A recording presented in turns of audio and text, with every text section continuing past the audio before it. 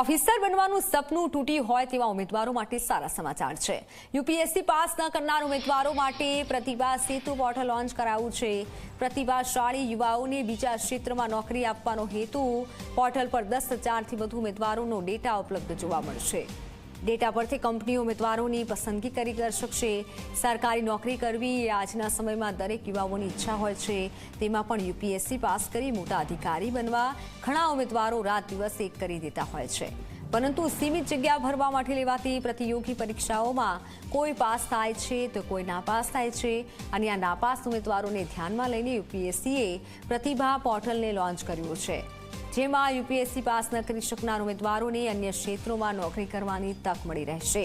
પોર્ટલના માધ્યમથી મંત્રાલય, જાહેર સાહસો, સ્વાયત્ત સંસ્થાઓ અને ખાનગી કંપનીઓ જેવી સંસ્થાઓ ઉમેદવારોની પસંદગી કરશે।